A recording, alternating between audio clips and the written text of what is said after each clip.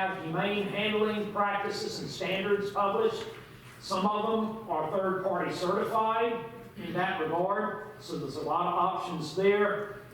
And I'm actually working with Audubon in developing bird-friendly grazing standards, okay? And so Audubon in 2017 will be releasing a bird-friendly certification that branded programs can take advantage of and use that as an additional attribute that they can market, okay? Now, yes? Could you explain what that would involve, what that is? Yeah, the standards are going to be, we're writing standards for different regions of the country.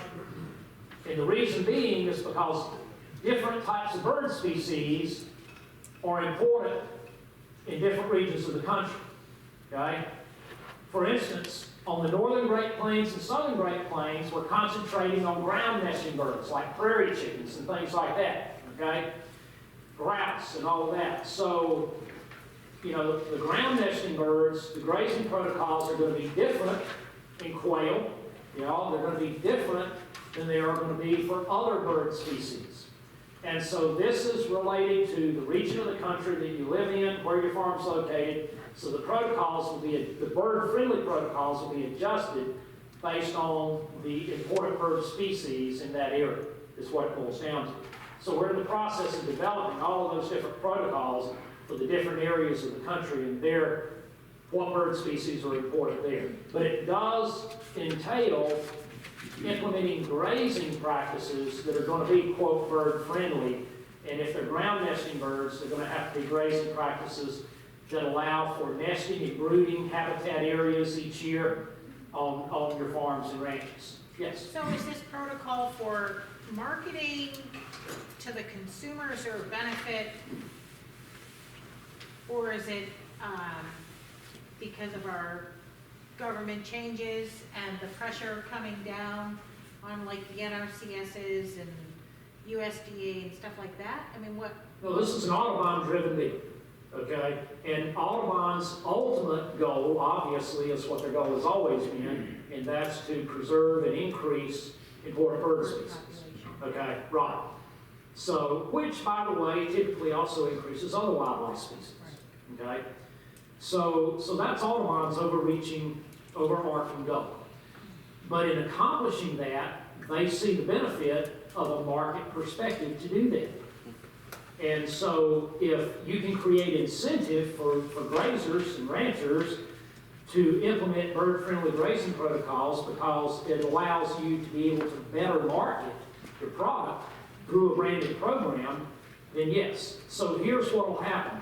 Branded programs can use this seal if they choose to have their suppliers, their grazers, follow the bird-friendly grazing protocols, and that's an additional attribute that they can claim on their product. They can put that on their label. They can put the Audubon bird-friendly seal on their retail label, okay, for the consumer, and they're also going to dedicate some dollars to promoting and marketing this and making the consumer aware of the bird-friendly certification, which has to happen to make it have any teeth, okay, and emphasis with the consumer. So that's what they're doing. And we actually did a feasibility study ahead of starting all of this process.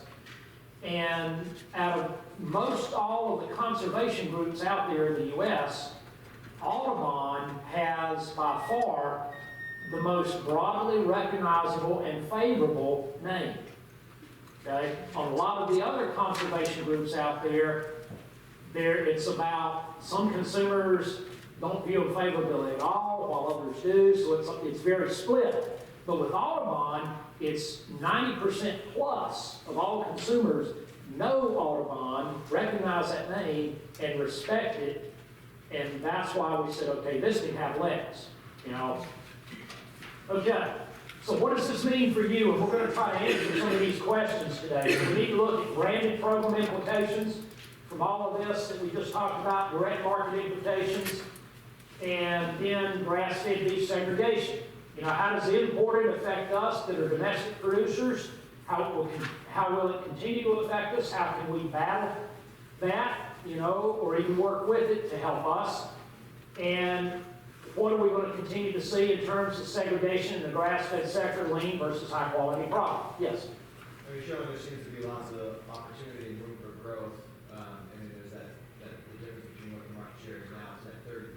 But is that 30% what they're saying it will be, or what it can be? I mean, if those numbers of 4.7 billion lost and 500, dollars an acre, is there a point that all of a sudden, JBS wants to jump on board with a saturation point? Well, here's the deal, and I know that, I've been working in the sector a long time, consulting it a long time, so there's very few of these people I don't know, because we work with them. And so I know Charlie Bradbury is the head of the grass-fed beef division at JBS, headquartered out at Greeley, Colorado. I know Charlie very well. Ryan Gibson, who now is with JBS, but was the owner of Grass Run that sold to JBS. I know him very well. Larry Holcomb, all of those guys. Charlie Rose, all of them, or Larry Rose, excuse me. So I know what they're thinking, all right, and I know what they're doing now, but I also know where they'll head with pressure. And so even JBS, even Grass Run, if we get more and more grass-fed beef producers producing in this manner, they're going to jump to this when it's economically feasible for them to do so, because this gives them broader reach with the consumer. They understand that they're going to get some consumer pushback on this, and that they're basically selling to the people that just want a lower priced product right now. Okay? So yes, I do. I see more and more, wanting to move in the direction of having a higher attribute product when it becomes more feasible for them to do so. Right now, JBS doesn't feel like they can get enough cattle that'll grade choice and up and will fit what they need to make it a viable market. Yes, sir. I've read in the paper that the cool legislation was shot down. Is that going to be an impact? Or has it been an impact? I mean, I'd like to say, I'd like to know if it was coming from, someplace else that maybe doesn't have the health inspections, because my view is we have some of the most stringent health regulations in the world, and we're competing with possibly countries that don't, and it's being imported. Yeah. And the truth is, when you look at the percent of food products that are inspected once they reach our shores, it's less than 3%. Why? Because we don't have the manpower. Okay? So the truth is, we do get a lot of food products imported from other countries that don't receive any U.S. inspection whatsoever before they hit the retail marketplace, because we just don't have the people. That's the purview of the FDA, and we don't have the people, the manpower to get that done. Okay, that's what it boils down to. It really comes down to what the consumer is going to want and what they're going to want to purchase. Cool is dead, yes sir. For better, for worse, cool is absolutely gone, or at least for the near term. So we will not see that. And yes, that means that a lot of consumers are buying imported grass-fed beef that on the package, the retail package, is marked product of USA. Now, why can that be done? Why can they put that on the package? Grass-fed farms. They buy grass-fed farms and run their stuff through it, correct? Well, when you receive it in from another country, meat products, and you run them through a U.S. processing plant for any kind of further processing and repackaging, they then by law can put product of the USA on that package. Okay? That's the way it is today. So, yes? Are they bringing carcasses in, or are they bringing what? Oh, they're bringing boxed beef and trim and all that, and then they're portioning and grinding and so forth. And when they do that, they can put product of the USA. Okay? So that's where we are. That's reality. And here's how I view things, folks. I can choose to spend all my time fighting battles like that I'm not going to win, by the way. Or I can choose to spend my time figuring out how I'm going to better market. Okay? And that's how I choose to spend my time. Is rather than worrying about all of these things, I'm going to figure out how can I use those from a market perspective to help me capture more market share. And that's how we need to think. And by the way, if we do that, then we'll bring more and more consumers along as well, and we will capture more market share. That's the most successful way to do it that I have found. Okay, we talked about that. All right, so now we're going to get into what are the primary aspects of beef quality, grass-fed beef quality. Yes, sir. Before we get too far away from that, I was Yeah. wondering about the impact on direct sales. And, you know, coming from a place where I've seen our direct sales challenged heavily Yes, sir. in what's becoming a relatively saturated market for the people who do buy this. Yep, yep. How is it going to impact you? Yeah, how does it impact the direct? Well, it does. Do you see that going down you know, towards branded? No, I still see enormous opportunity for direct marketing. But here's what you're going to have to do. And this is what we are doing, okay? Because we market multiple products as well, and I have a lot of clients throughout the country who are direct marketers predominantly, okay? So the deal there is, first of all, you're going to have to be more aggressive in your direct marketing. Okay, it was sort of easy before, but it's gotten harder. It was So that means we've got to be more aggressive. Okay, we've got to be more astute at marketing. So that means we have to study marketing. But the general public really doesn't know about this. If we market as born and raised in the United States, it'd be kind of, they couldn't do that conceivably unless there's a portion or something, like grass one. 45% are coming from here, but they fill up from Brazil or something. Is there a way to get around that so people know that it's coming from here, our country? If you're direct marketing, you're directly communicating that with your customer base, okay? And as branded programs, we communicate, our sales force for our program communicates that every day to our customer base, okay, very clearly. And so, yes, that's our responsibility. That's what we have to do. And as a direct marketer, that's what you have to do. You have to be a more astute marketer, and I know, wow, I already work hard enough. And I understand that, because we're in the same boat, okay? We're in the same boat. So, but it does mean that. It means we do have to work harder. It means that we have to identify, maybe you are not the best person in your family or for your operation to be the marketer, okay? Maybe you need to identify somebody else in your family that's better at working with the consumer and is going to be more aggressive, or maybe you need to hire somebody to do that, okay? But we need to study marketing, okay, and look at marketing techniques and angles that are going to help us. It really is important.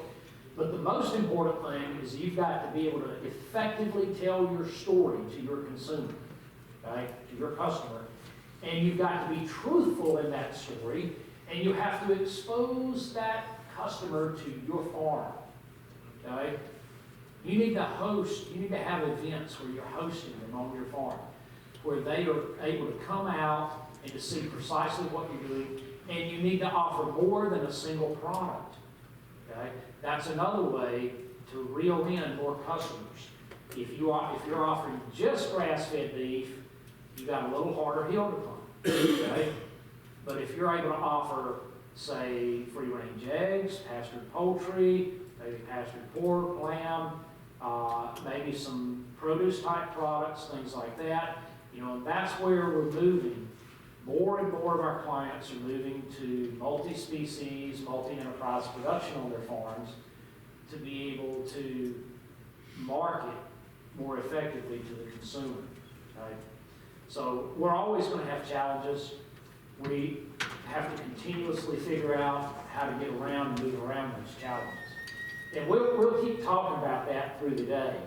So today we're going to talk about genetics, finishing, animal handling, a little bit about slaughter and processing, cost of production, and try to cover those areas.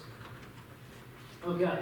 Now, I will have to tell you this. Every year my wife wants me to set a New Year's resolution, and I try to steadfastly refuse because I tell her all I want to do is break it. All right, so this year in January, she said, here's what I want you to do. I want you to try an all-vegan, gluten-free, non-GMO, low-fat, soybean-free, antibiotic-free, organic, low-carb meal. And this is what I ended up with.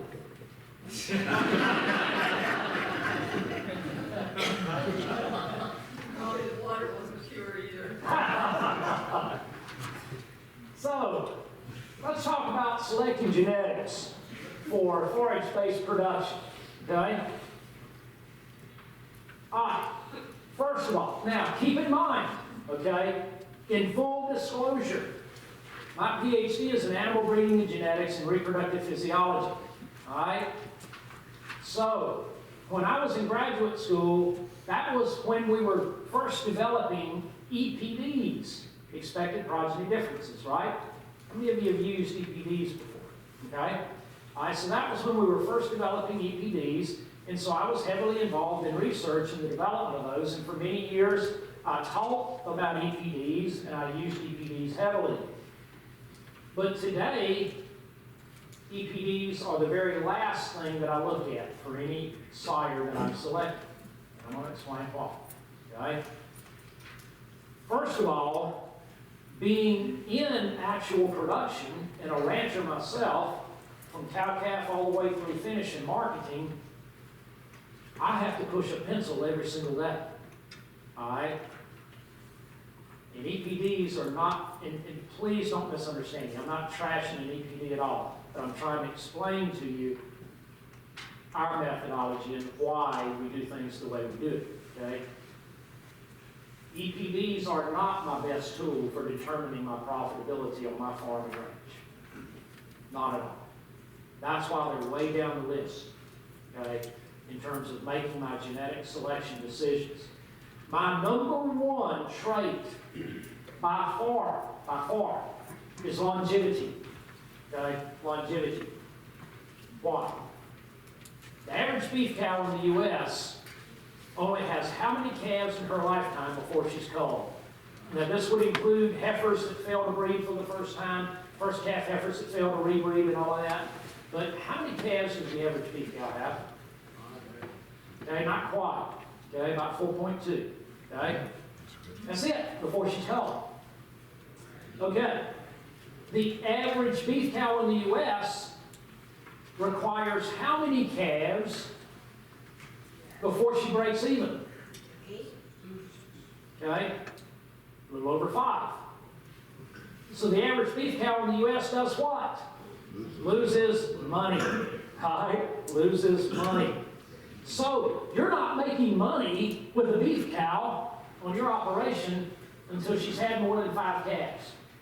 Okay? Until she's had more than 5 calves.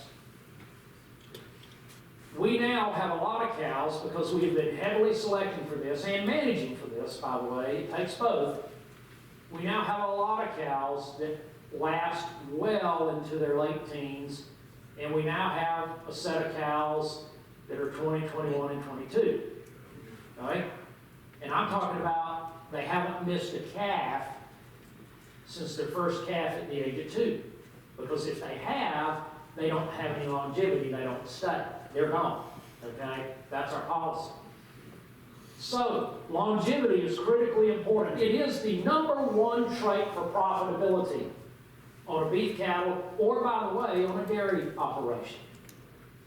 On a typical conventional dairy operation, how many lactations does the average Holstein last?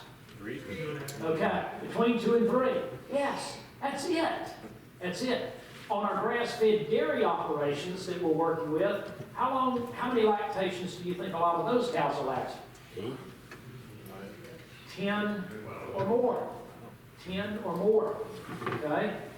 Now, there's a huge difference in profitability, folks, between those two things. Okay? So longevity is my number one trait. But to have longevity, what do I have to have? Okay? First of all, I got to have fertility, right? Because again, remember, if they don't breed back and have a live calf and bring the calf to the weaning pen every 365 days, they're gone. Okay? So fertility is incredibly important to me. Soundness. Okay? Soundness is very important. particularly as these cows age. If they don't have longevity, you know what'll happen? They're gonna break down on you, right? So they gotta be sound about their feet and legs, their eyes, their teeth, their udder, their teats, all of that, okay? Now, in the beef cattle business, I'm not in the dairy business. I don't need high milk. As a matter of fact, if you look at all the genetic antagonisms and a lot of published studies, by the way, out there, right, everyone? Yes. You know, if you select for high milk EPD in beef cows, you know what you're also inadvertently selecting for? You're selecting for higher maintenance individuals, you're selecting for larger framed individuals, okay? That are going to just simply cost you a lot more money. You don't need high milk beef cows to make a profit. As a matter of fact, it's the exact opposite, okay? High milk beef cows will cost you more money. Yes? Doesn't it make the calf dry better with more milk? No. No. It'll make it heavier if you feed the cow enough. If you feed the cow enough, okay? It's healthy calves are not a component of sheer fluid milk production. Rather, they are a component of milk components. Milk fat, milk protein, all of that. And what we have found is that in the low to moderate milk beef cows, they actually have higher milk components than the higher milking cows, because again, what are they doing? They're just, it's like an Ern Holstein, okay? They're just pumping out fluid milk. You know, in the dairy sector, who has higher milk components?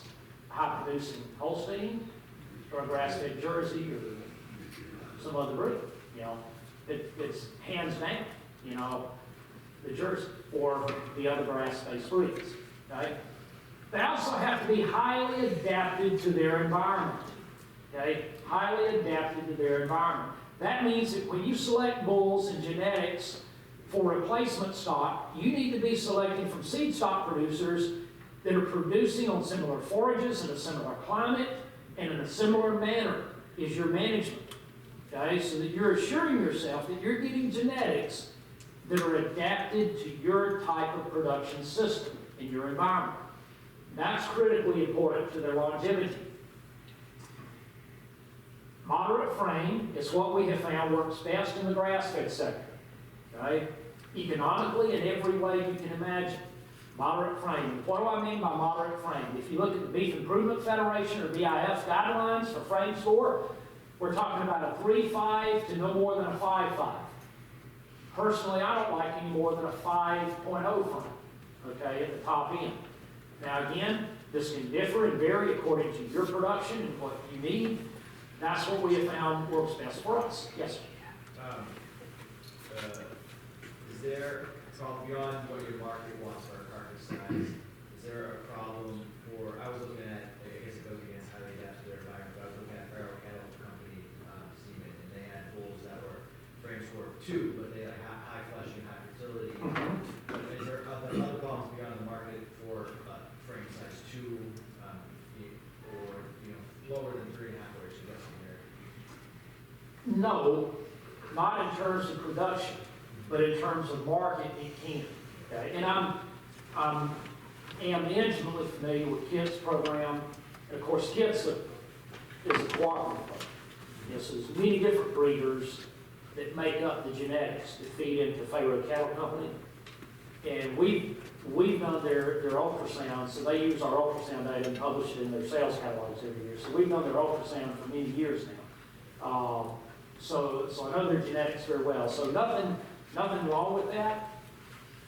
The reason the 2-frame don't work for us is because of who we're marketing to, and the subprimals are just simply too small. Okay? You know, our customer is wanting, you know, on average, a ribeye that's going to be 10 to no more than 14 square inches. You know, to have proper portioning and all that. And the 2 can get well below that. So, again, if you're a direct marketer, you know what? That can be perfect. Okay, that can be perfect. And you are going to get cost efficiencies there. Okay, no doubt about it. So it does depend on your market and your market targets. And we are going to talk a lot more about that this afternoon and see how, you know, we all fit. Yes, sir. Well, that was kind of my question, he said this afternoon, but I'm a dairyman, been all my life, and just went to the beef a few years ago.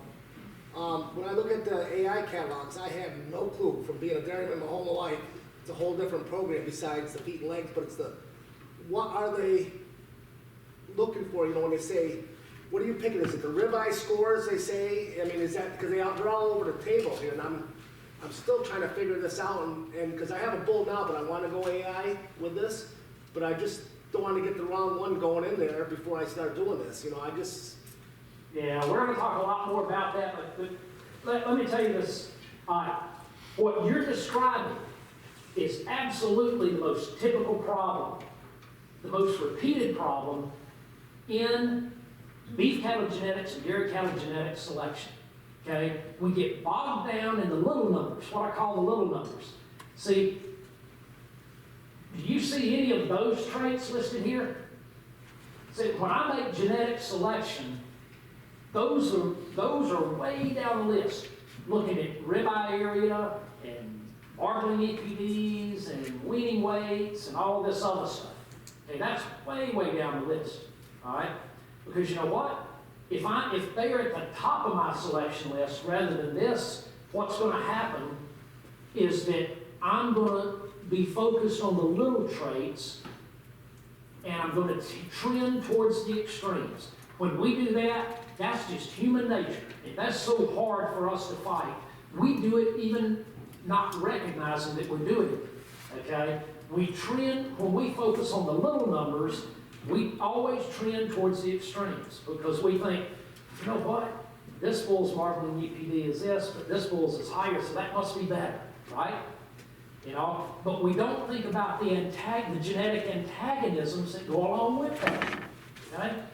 So when we focus on these traits first and foremost and make sure that they fit all of this first, then and only then do you start looking at those other numbers. Okay? And then you can start selecting for the smaller traits among that and the smaller differences. But don't start there first. Because I used to pick, I got to the point over the years, I'd pick a bull that was pretty even across the board, unless I needed to fix something in a cow like her udders that I wanted to keep around, or udder or her legs, then I'd go heavy on that. But most of the time, instead of a bull that won't lay up on one thing, I kind of went right across the board. Would you think that'd be the best thing? Yes, and we're gonna describe that a little more here. So yeah, absolutely. All right. So again, for grass-fed beef production, they gotta have adequate depth, thickness, gut capacity, and they have to be able to survive and thrive without all the problems. Okay. And what I mean by that is, you know, if we're having to heavily supplement, if we're having to use a lot of pharmaceuticals, all this other stuff, then we're spending a lot of money on input costs that we don't need to be spending. Okay? We need cattle that can make it without us having to, you know, baby those cattle. So here's some data, you know, that helps sort of back this up. And we'll talk about what the appropriate cow size is in terms of the most efficient and impactful economics and cost efficiency. This is data from Dr. Ringwald at North Dakota State University, and we're talking about, you know, percent cow body weight in comparison to the calf's weaning weight, okay?